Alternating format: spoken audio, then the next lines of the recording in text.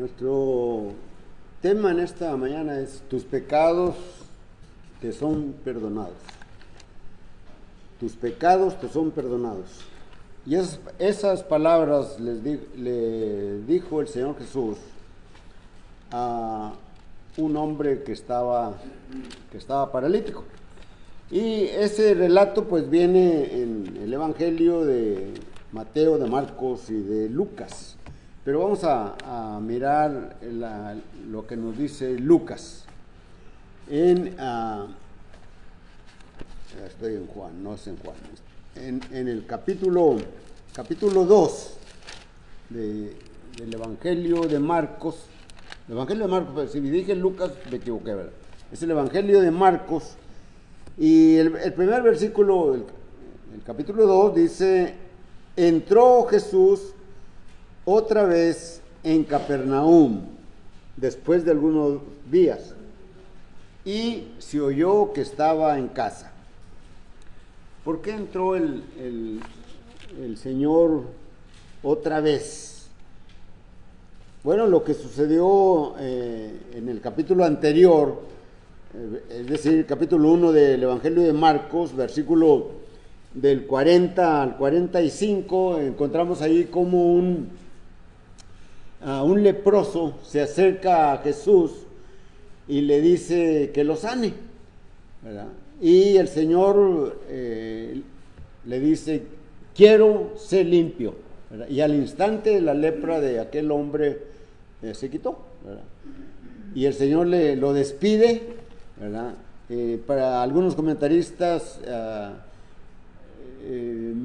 mencionan que el despido de Jesús para este hombre fue muy severo, ¿verdad? Hablándole de una manera fuerte, y le dice: ve y preséntate ante los sacerdotes y paga lo que debe de ser de acuerdo con la ley de Moisés, ¿verdad? Pero el gozo que tenía este hombre, pues no le cayó, sino, es decir, no le hizo, no atendió las palabras de Jesús de que no dijera nada, ¿verdad? Y se divulgó allí en Capernaum, ¿verdad? De tal manera que para Jesús fue molesto.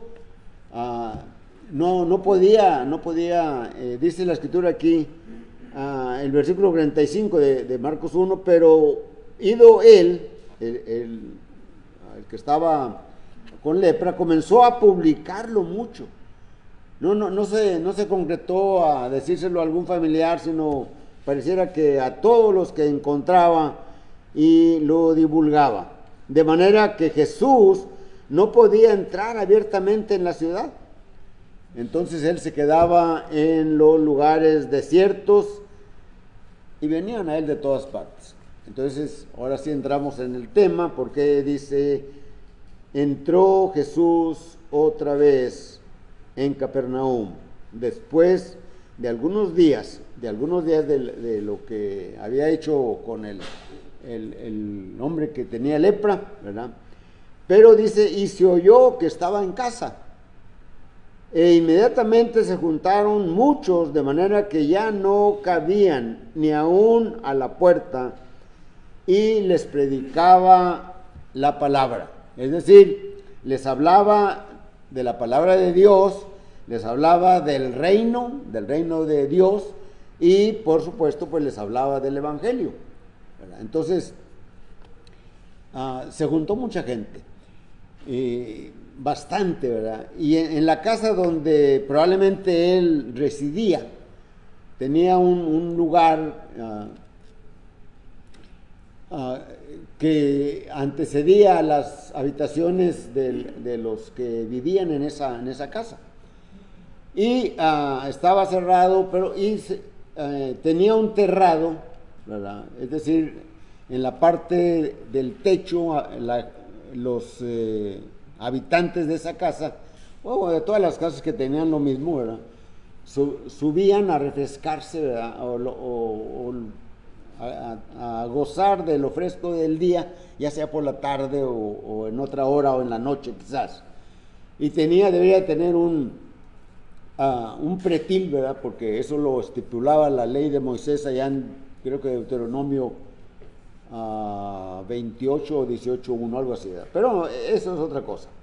Y llegaron unos hombres, 4 de ellos, después de que la gente está allí dentro de la estancia, donde ya está lleno de gente, ¿verdad? En la puerta y no pueden entrar.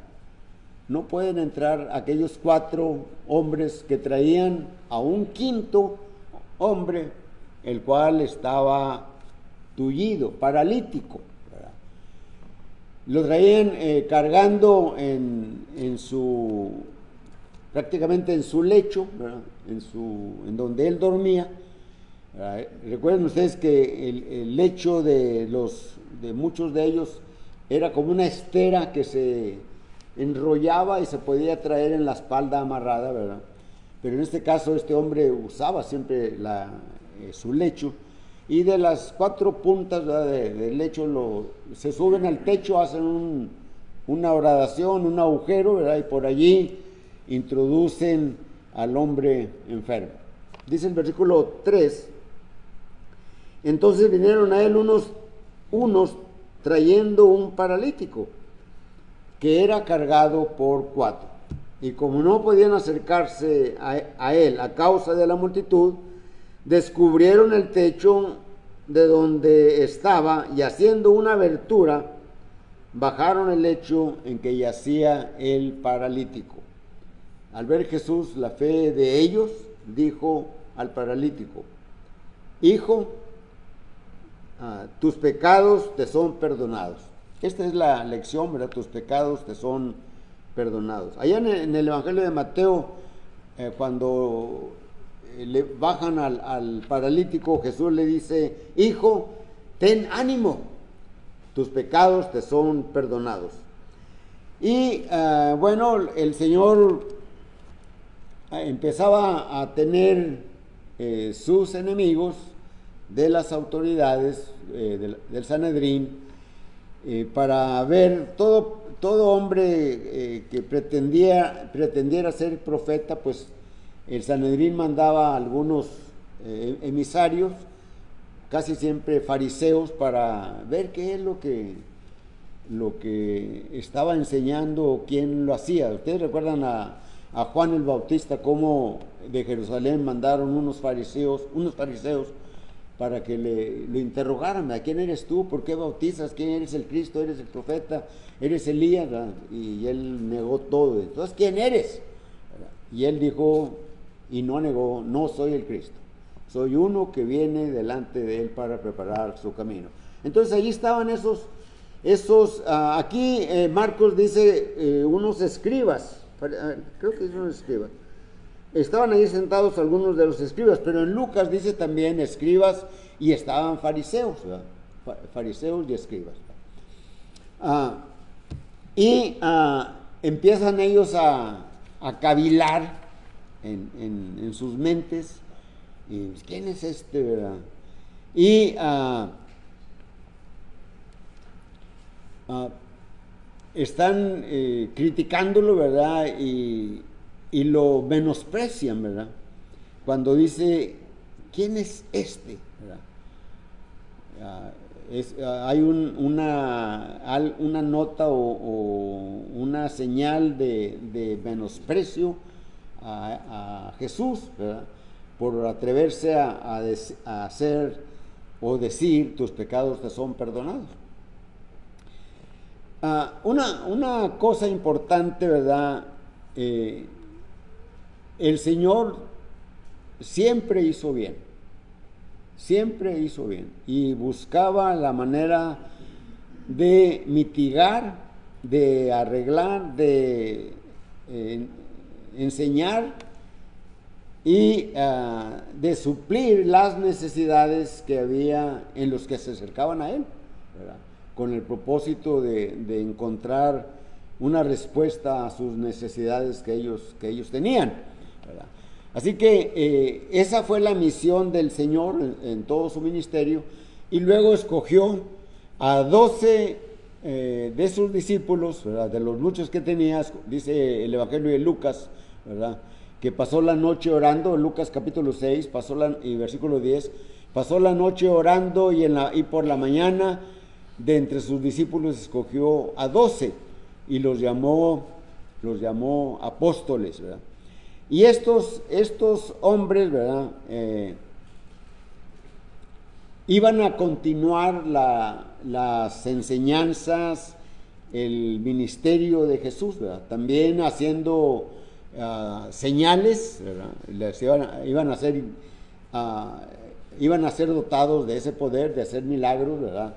De sanar enfermedades, de otras cosas que eran incomprensibles para los habitantes allí, tanto de Judea principalmente, pero de Galilea, porque casi todos los discípulos son galileos, ¿verdad?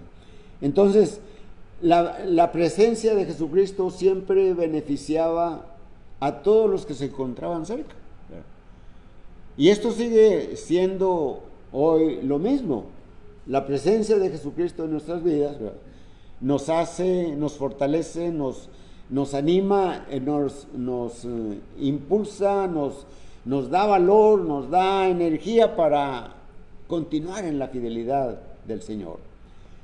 Esto no quiere decir que dejemos de tener problemas de ninguna manera. Y en la clase de por la mañana que tuvimos hoy con Toño, ¿verdad?, precisamente trató algo de esto, ¿verdad?, cómo el apóstol Pablo no...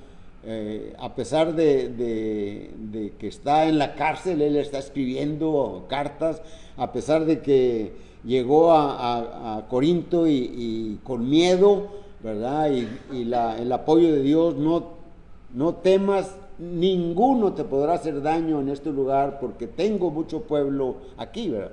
Entonces, la presencia del Señor siempre será para cada uno de los discípulos, para cada uno de los cristianos, para cada uno de nosotros, siempre será un motivo de soporte, de sostenimiento, ¿verdad?, de fortaleza en nuestra vida. No importa las condiciones en que nos encontremos, ¿verdad? Así que Jesús, al ver la fe, regresando a nuestro texto, ¿verdad?, al ver la fe de ellos, ¿verdad?, de todo lo que hicieron para introducir a aquella persona delante de su presencia, ¿verdad? Le dice, no temas, ¿verdad?, tus pecados te son perdonados. El perdón de pecados, ¿verdad?, fue un don mayor que el que va a ser con el paralítico, ¿verdad? El paralítico buscaba su remedio para su parálisis, ¿verdad?, pero él le va a dar un don mayor, ¿sí? Él le va a dar un don mayor, ¿verdad? Notemos que Jesús no anuncia el perdón, sino que se lo da, ¿verdad? Tus pecados te son perdonados, ¿verdad? Y entonces cuando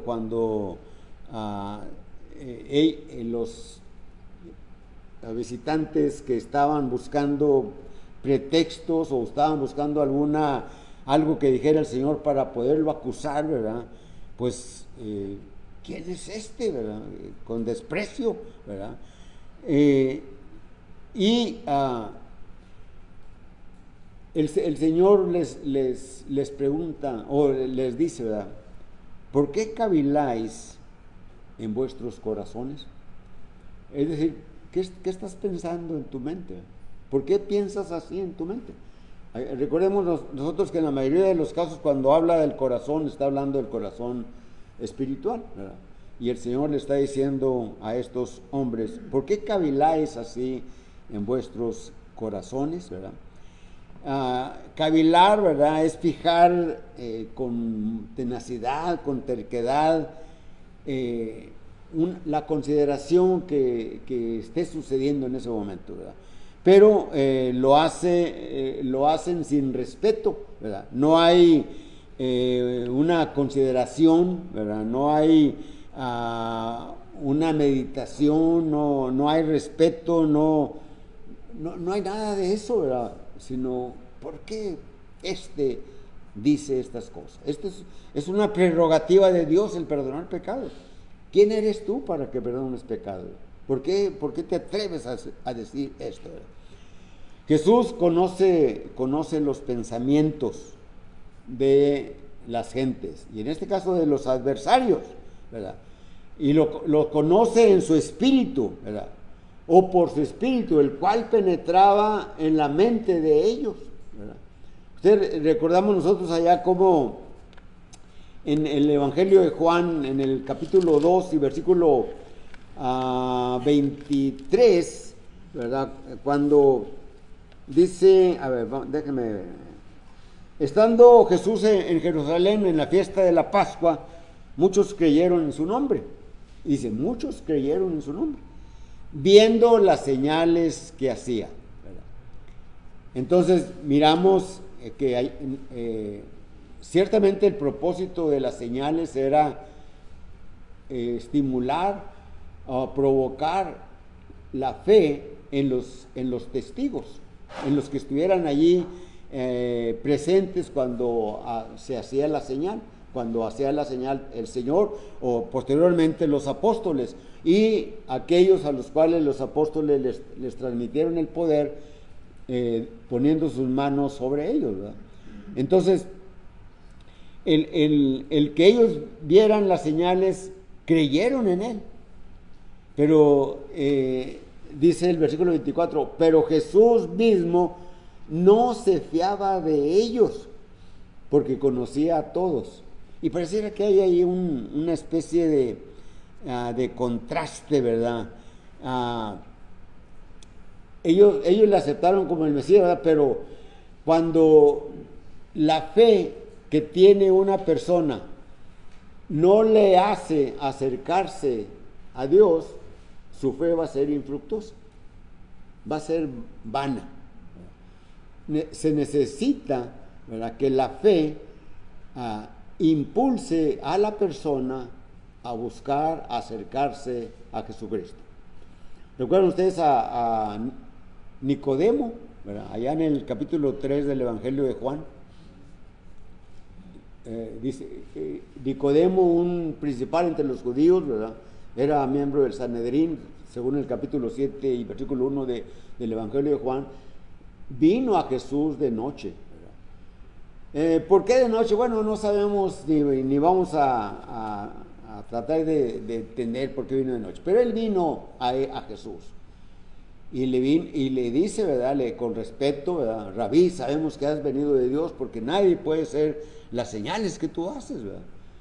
Y entonces Jesús ya lo encamina, ¿verdad? Y aquel hombre, su fe que había nacido por ser testigo de algunas de las señales del Señor, hizo que creyera que él fuera el Mesías, ¿verdad?, el Cristo, ¿verdad?, aunque había cierta restricción en todos aquellos, incluso en los apóstoles que se acercaron y que estuvieron con él, ¿verdad?, y que se atrevieron a decirle cuando muchos de los discípulos empezaron a alejar de Jesús. Jesús les dice a los apóstoles, ¿queréis también vosotros iros también? Allá en Juan 8, me parece, versículos 60 y tantos, ¿verdad? Y Pedro, me parece que es Pedro, le dice, Señor, tú tienes palabras de vida eterna, ¿a quién iremos? ¿A quién iremos? Entonces ellos, ¿verdad?, aceptaron a Jesús, creyeron que él era porque le dice, tú eres el Cristo, le van a decir, tú eres el Cristo, ¿verdad? Pero el que aceptaran que él fuera el Cristo tenía ciertas restricciones, no en toda la amplitud, no, porque tenían una idea errónea acerca del Cristo o del Mesías, ¿verdad?, que en hebreo es el Mesías, ¿verdad?, y esperaban que ese Mesías pues iba a libertarlos del yugo romano, ¿verdad? Entonces, pero sin embargo creían en él. Las hermanas de Lázaro, ¿verdad?, también creían, ¿verdad? La samaritana, no serás tú el Cristo, no será el Cristo esta persona. Entonces había mucha gente que aceptaba a Jesús como el Mesías que estaban esperando por varios cientos de años, pero una minoría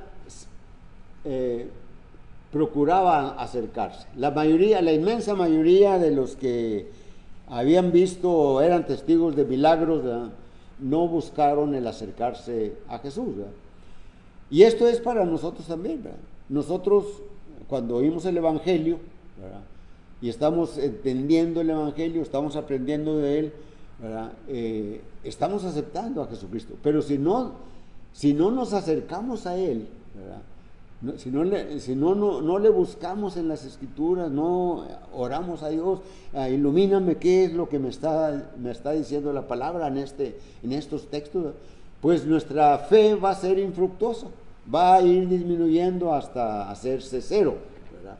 Y entonces nos alejaremos de él. Pero gracias a Dios que los que estamos aquí tratamos de acercarnos a Jesús, porque miramos sus enseñanzas, sus milagros relatados por los apóstoles, y queremos saber más de él, y esto hace que nuestra fe vaya creciendo, ¿verdad? Así, entonces, estos hombres, ¿verdad?, que dicen, ¿quién es este para que perdone pecados? Eso se abroga este poder, y él no lo tiene, es blasfemias, dice, ¿verdad? Y la blasfemia pues era castigada con la lapidación, ¿verdad?, es decir, con la muerte, ¿verdad? Y estos hombres, ¿verdad?, buscan eso, van a buscar eso, no solamente desde aquí, sino no sé desde cuándo empezaron a tratar de hallar algo en el Señor para poderse deshacer de él, ¿verdad? Y lo van a conseguir después de más de 3 años, ¿verdad? Lo hacen preso y todos conocemos la historia, ¿verdad?, cómo el Señor fue crucificado. Pero regresando a nuestro texto, ¿verdad?, Jesús conoce los pensamientos de ellos, ¿verdad? Y el Señor mira con su espíritu, penetra en la mente de estos hombres. Parece que uno de los salmos, ahorita se me vino a la mente, uno de los salmos dice que antes de que nosotros, no, creo que es de los salmos, antes de que nosotros digamos una petición, Él ya la sabe, ¿verdad? Pero aunque Él sepa todas nuestras necesidades, nosotros necesitamos recurrir a Él, ir a Él, ¿verdad?, ir a Él en el nombre de Jesucristo, ¿verdad?, en el nombre de su Hijo, ¿verdad? Entonces Jesús conoce los pensamientos de estos adversarios, ¿verdad?, con lo cual penetraba Jesús en sus corazones o en sus mentes, ¿verdad? Y el versículo 9 dice, ¿qué es más fácil decir al paralítico? ¿Tus pecados te son perdonados? O decirle, levántate, toma tu lecho y anda, ¿verdad? ¿Qué era más fácil decir? Bueno, pues era más fácil decir, tus pecados te son perdonados, que decir, levántate, toma tu lecho y anda, ¿verdad? Porque si no se levantaba, ¿verdad?, pues era falso aquella persona. Pero él dice, ¿verdad?, pues para que sepáis que el Hijo del Hombre tiene potestad en la tierra para perdonar pecados, dijo al paralítico, a ti te digo, levántate, toma tu lecho y vete a tu casa. ¿Y qué sucedió? Entonces él se levantó enseguida, no dice se tardó un rato hasta que llegara a la fe, no, se levantó enseguida y tomando su lecho salió de delante de todos, de manera que todos se asombraron y glorificaron a Dios, diciendo, nunca hemos visto tal cosa. Vamos a tratar 2 asuntos, pero no se asusten, son pequeñitos, ¿verdad? La introducción era lo importante, pero vamos a mirar el primer asunto, la parálisis. La parálisis es una enfermedad que anula, que quita la sensación o los movimientos de cualquier o de alguna parte del cuerpo, ¿verdad? En este caso, este hombre no podía caminar, ¿verdad? Entonces, eso era lo que producía la parálisis. Y el pecado es como una parálisis. El pecado produce en el alma lo que la parálisis produce en el cuerpo. Es decir, obstruye la sensibilidad, debilita la voluntad, ¿verdad?, para hacer las cosas de Dios, ¿verdad? Eso es lo que hace el pecado, ¿verdad? ¿Se acuerdan ustedes cuando murió, antes de que muriera Juan el Bautista, ¿verdad?, mandó dos de sus discípulos? Dice, vayan y pregúntenle que si es él el que había de venir o si vamos a esperar a algún otro. Juan no lo dice por sí mismo, ¿verdad?, porque él sabía, porque él había preparado el camino para él, ¿verdad? Y Dios le había dicho, aquel que vea, en el cual veas descender el Espíritu Santo, ¿verdad?, ese es el Mesías, ¿verdad? Entonces, Juan, para fortalecer la fe de sus discípulos todavía que tenía, ¿verdad?, porque recordemos que muchos de los discípulos de Juan se empezaron a ir a seguir a Jesús, ¿verdad? Y le mandó dos en la cárcel y llegan con Jesús y le dicen lo que quiere Juan, ¿verdad? Y si díganle a Juan que los ciegos ven, los sordos oyen, los cojos son sanados, ¿verdad?, los leprosos son limpiados, los muertos son resucitados y a los pobres es predicado el Evangelio. Pero allí dice, los tullidos o los paralíticos andan, ¿verdad?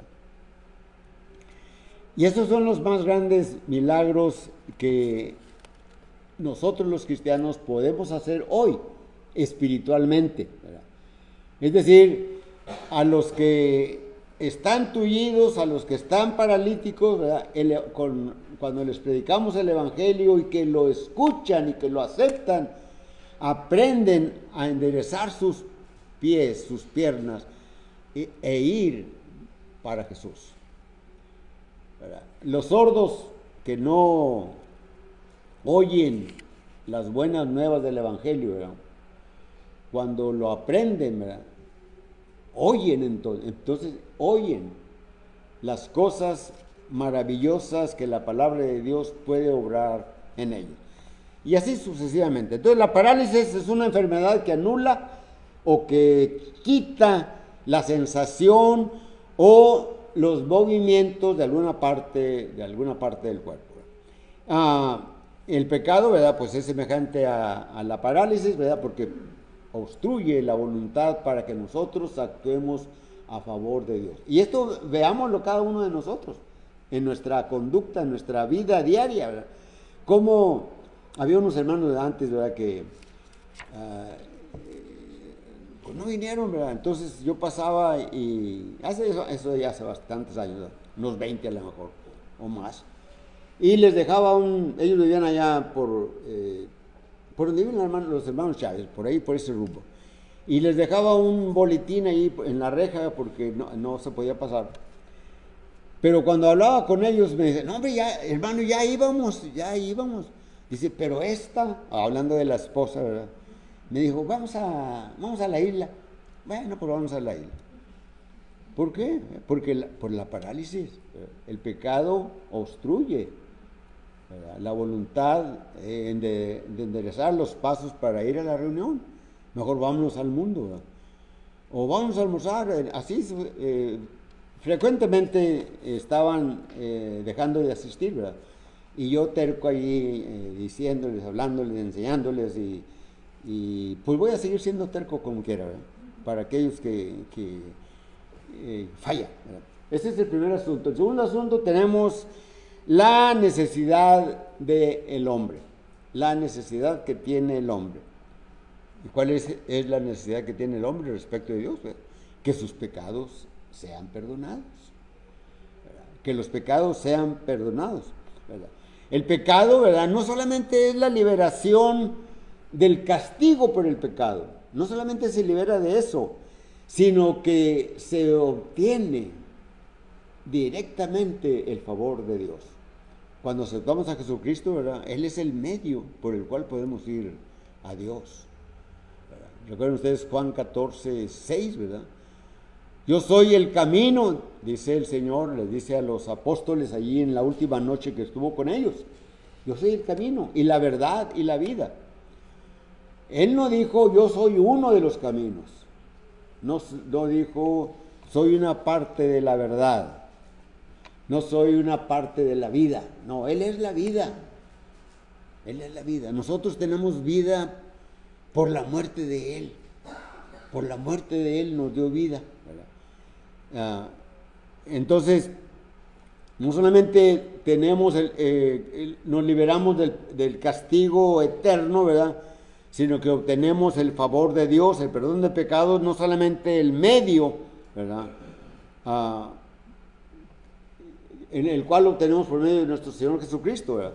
Hebreos capítulo 5, versículos 8 y 9, dice la Escritura, y aunque era hijo, por lo que padeció, aprendió la obediencia, y habiendo sido perfeccionado, vino a ser autor de eterna salvación para todos los que le obedecen. La pregunta, ¿quieres que tus pecados sean perdonados? Ven a Cristo. Ven a Cristo. Dios, el Señor dijo, para que sepáis, a ver, ¿cómo dice aquí? Para que sepáis que el Hijo del Hombre tiene potestad en la tierra para perdonar pecados, así también, a ti también te digo, levántate, toma tu lecho y vete a tu casa. Hermanos, amigos y aquellos que quizás nos vean este programa por las redes sociales, Dios puede perdonar tus pecados. Busca la iglesia, busca un hermano de la iglesia, algún predicador, algún miembro, alguno de los ancianos, algún cristiano. Pregunta y que él te diga dónde se reúnen y ve y entiende las Escrituras. La invitación es la predicación de la palabra. Es como termino yo mi prédica. La predicación es la invitación que Dios hace por medio de su palabra a ti que aún no has obedecido. Así que cantamos un himno.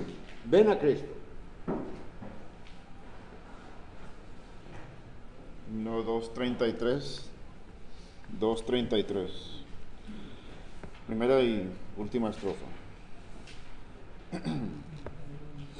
Cantemos. Existe un lugar en el cielo, lugar para ti, para mí. Verdades divinas nos dicen, qué hermoso el cielo ha de ser, qué hermoso el cielo ha de ser. Hogar de los hijos de Dios, lugar de reposo alcanzado, qué hermoso el cielo ha de ser. Las aguas de vida emana y los salvos podremos beber. Qué gran regocijo tendremos, qué hermoso el cielo ha de ser. Qué hermoso el cielo ha de ser. Hogar de los hijos de Dios, lugar de reposo alcanzado, qué hermoso el cielo ha de ser.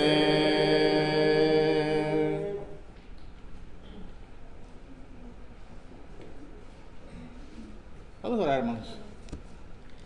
Eterno y amado Padre Celestial, que moras en los cielos, santificado sea tu nombre siempre, Señor.